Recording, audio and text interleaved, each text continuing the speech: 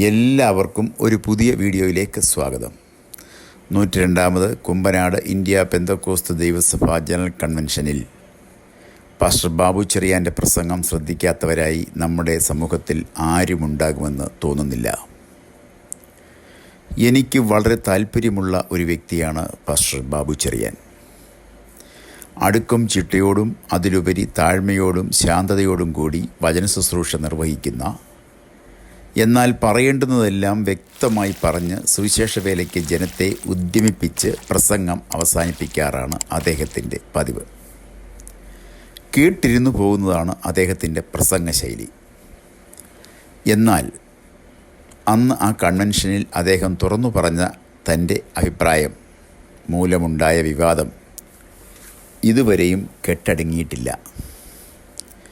പെന്തക്കോസ്തുകാർ രാഷ്ട്രീയത്തിലിറങ്ങണം എന്നാണ് പാസ്റ്റർ ബാബു ചെറിയാൻ്റെ അഭിപ്രായം.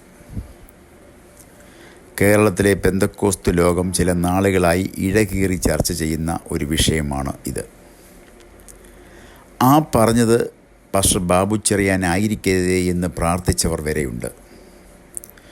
ഒരു നേരത്തെ ഒരു ചിന്തക്കുറവാണോ അതോ ചിലരുടെ കയ്യടി നേടാനോ, എന്തായാലും ആ പ്രസംഗം അദ്ദേഹത്തിന് ഒരുക്കിയ കുരുക്ക് പറഞ്ഞറിയിക്കാനാവില്ല. ഏത് ആത്മാവിലാണ് പ്രസംഗിച്ചത് എന്ന് പോലും ചോദിച്ചവരുണ്ട്. പെന്തക്കോസ്തു സഭ 125 വർഷങ്ങൾ പിന്നിട്ടു.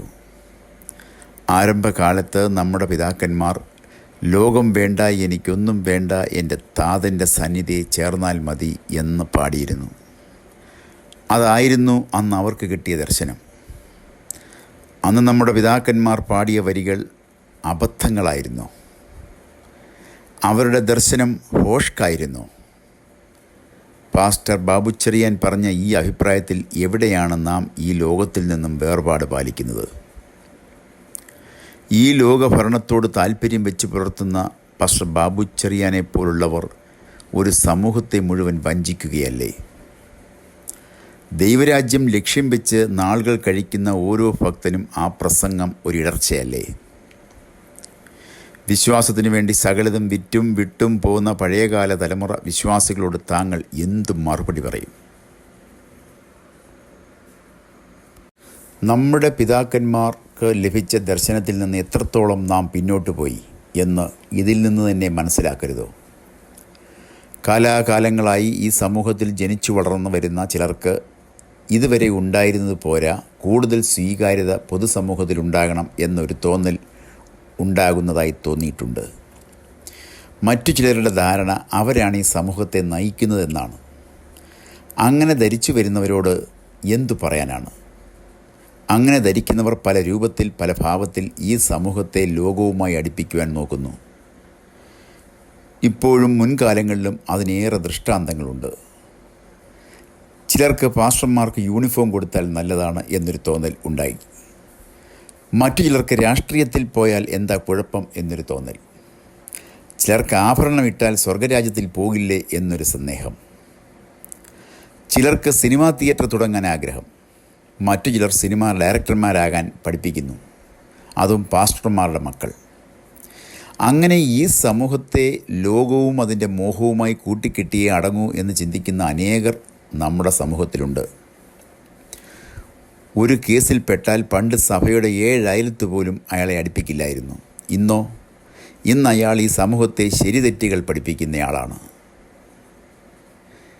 നമ്മുടെ ദർശനങ്ങൾ മാറുമ്പോൾ കാഴ്ചപ്പാടുകൾക്ക് മാറ്റം സംഭവിക്കാം എന്നതിൻ്റെ തെളിവാണ് പാസ്റ്റർ ബാബു ചെറിയാൻ്റെ പ്രസംഗം. ആദ്യകാല സഭാപിതാക്കന്മാർ നമുക്ക് മുന്നിൽ കാട്ടിത്തന്ന മാതൃക പിൻപറ്റാൻ കഴിയാത്തത് എന്താണ്?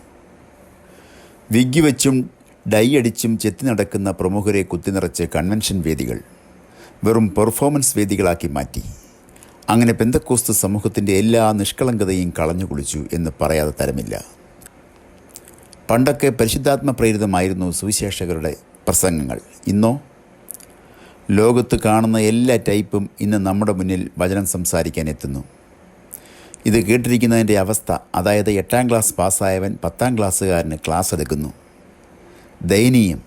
സമ്പത്ത് കൊണ്ട് എന്തും നേടാം എന്ന അവസ്ഥയിലേക്ക് കാര്യങ്ങൾ എത്തിക്കഴിഞ്ഞു. ഇനി പെന്തക്കോസ്തുകാരൻ രാഷ്ട്രീയത്തിൽ ഇറങ്ങി എന്ന് തന്നെ വെക്കാം. ഞായറാഴ്ച രാവിലെ തൻ്റെ അധികാര പരിധിയിൽ നടക്കുന്ന ഒരു പരിപാടിയിൽ അവൻ പങ്കെടുത്തേ പറ്റൂ.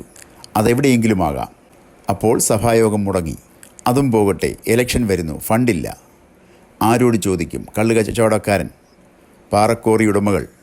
ഫണ്ട് അവർ തരും. ഓക്കെ, വെറുതെ തരുമോ? അവരുടെ ചില കാര്യങ്ങൾ സാധിച്ചു കൊടുക്കണ്ടേ? കൊടുക്കണം. ചുരുക്കത്തിൽ അധികാരം വേണം. ആത്മീയം പോയി കിട്ടും. അങ്ങനെ അവൻ്റെ ആത്മീയ ജീവിതത്തിന് അവസാനമായി. ബാബു ചെറിയാൻ പാസ്റ്റർക്ക് അറിയാത്ത ഒരു കാര്യം കൂടി പറയാം. നാളിതുവരെ രാഷ്ട്രീയത്തിൽ ഉന്നതിയിലെത്താമായിരുന്നിട്ടും വിശ്വാസം നിമിത്തം അത് ഭോഷത്വമെന്നെണ്ണി ഇതിൽ നിന്നും മാറി നിന്ന എത്ര പേരെ വേണമെങ്കിലും കാണിച്ചു തരാം. അങ്ങനെയുള്ളവരുടെ ഇടയിലേക്കാണ് പാസ്റ്റർ തൻ്റെ രാഷ്ട്രീയ മോഹം അവതരിപ്പിച്ചിരിക്കുന്നത് എന്നോർക്കണം. ഇത് കാലത്തിനനുസരിച്ചുള്ള മാറ്റമാണ് എന്ന് പറഞ്ഞേക്കാം. കാലത്തിനനുസരിച്ച് മാറുന്നതാണോ വിശുദ്ധ വേദപുസ്തകം? പാസ്റ്റർ ബാബു ചെറിയാൻ തൻ്റെ അബദ്ധചിടലമായ തീരുമാനത്തിൽ നിന്നും പിന്തിരിയാൻ ദൈവം ഇടപെടട്ടെ എന്ന് പ്രാർത്ഥിച്ചുകൊണ്ട് വീണ്ടും പുതിയ വിഷയവുമായി കാണും വരെയും എല്ലാവർക്കും നന്ദി, നമസ്കാരം.